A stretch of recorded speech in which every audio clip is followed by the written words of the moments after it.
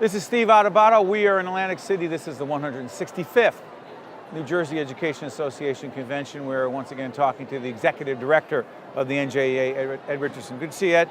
Good to see you too. Thanks for being here, Steve. Every year we've come here, there's energy, there's excitement. What makes this year particularly special? I think just the fact that our educators feel a new mood in the state, really from the top, from the leadership of Governor Murphy. Our Education Commissioner, Lamont Repillette, is here. We just talked to him. That's a big deal to have the Education Commissioner here. It is. The Commissioner has always come and done a session, and Dr. Repillette will be doing that, but the Commissioner came here last night, had dinner with us, spoke to our staff and our leaders. We'll be doing that session, but he's here all morning, walking around, talking with you, talking with educators, and that's what he wants to do. And that's a really important signal, I think, to send to our members, that the Commissioner of Education, someone who came up through the ranks as a practitioner, as a teacher, a principal, a superintendent, wants to be here among them and hear from them. The other thing that is, I don't know if it's different, Ed, but the conversation that's so critical. You and I talk a lot about the state of quote-unquote political discourse in our state, in our nation.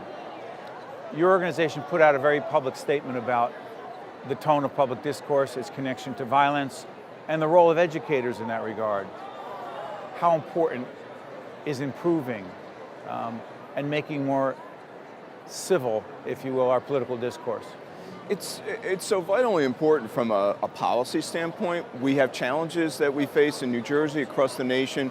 We will never be able to address those challenges unless we learn how to talk to each other in a cooperative and respectful way. There will always be issues of disagreement, whether it's across party lines. When we disagree, are we enemies? No, we don't have to be.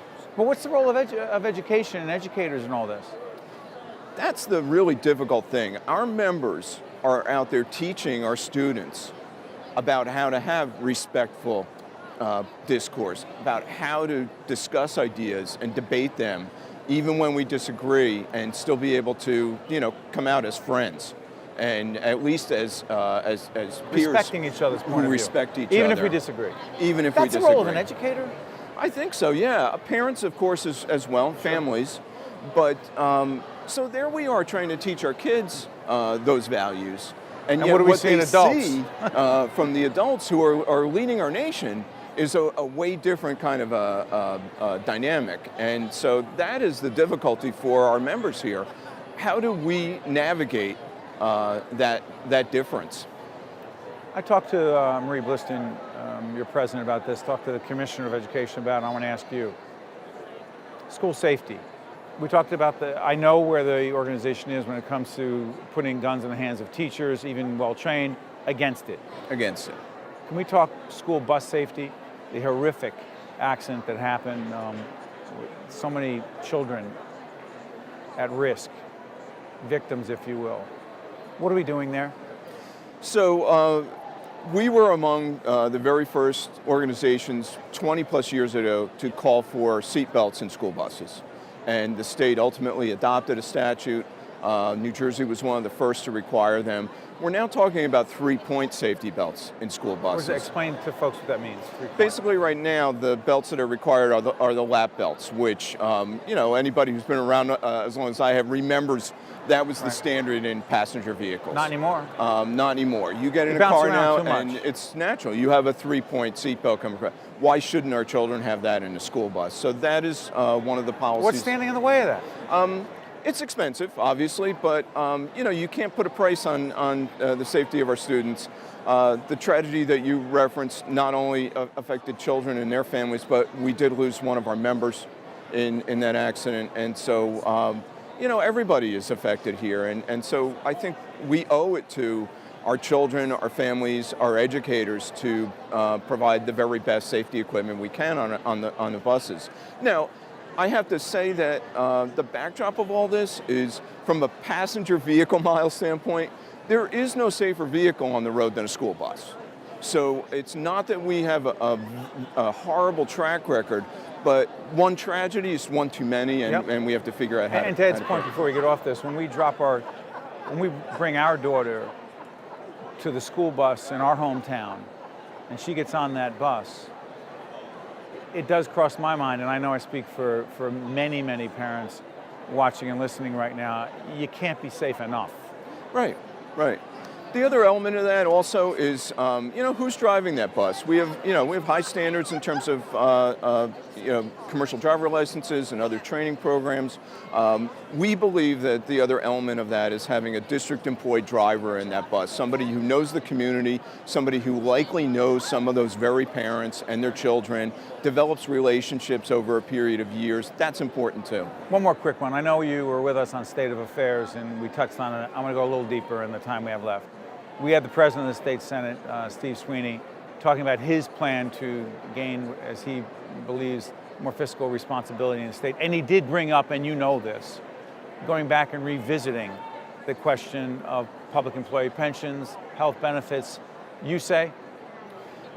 We've come to the table. We've had extensive conversations with the administration and developed a host of cost-saving solutions that are right now being implemented. So not to get into the weeds on this, but a new plan for education retirees that will save the state $180 million a year.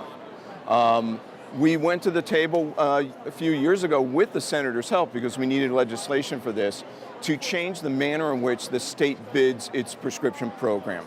That resulted in a $1.5 billion savings over 3 years, and we're about to go back and rebid it to try and reap even more cost savings, probably in the neighborhood of 100 to 150 million a year. There are things that can be done to improve the way insurance is procured and delivered and the way healthcare is delivered to reap huge savings without automatically diminishing the level of benefits that people pay. The other issue that we have is, as a result of a law passed in 2011, we have members all over this state, educators, who are taking home less net pay from one year to the next. And the reason for that is the law required certain levels of healthcare premium sharing, and they are now exceeding any raises that people are getting. So, you get a small raise over here, but your healthcare premium goes up by this much. We've got to end that. We cannot continue to have negative net pay year over year over year. One legislator we spoke with about this said, going and doing the same or better work each year for less pay is crazy. I don't want crazy people teaching our children. And so we have to fix that. Ed Richardson is the Executive Director of the New Jersey Education Association. We're here at the 165th NJEA Convention in Atlantic City. Ed, thank you so much. Thank you, Steve. Appreciate it. State of Affairs with Steve Adubato is a production of the Caucus Educational Corporation, celebrating over 25 years of broadcast excellence. State of Affairs with Steve Adubato is brought to you from the Agnes Veris NJTV studio at 2 Gateway. Funding has been provided by Horizon Blue Cross Blue Shield of New Jersey, Atlantic Health System, NJM Insurance Group, the Healthcare Foundation of New Jersey, NJIT, New Jersey Resources, and by Summit Medical Group.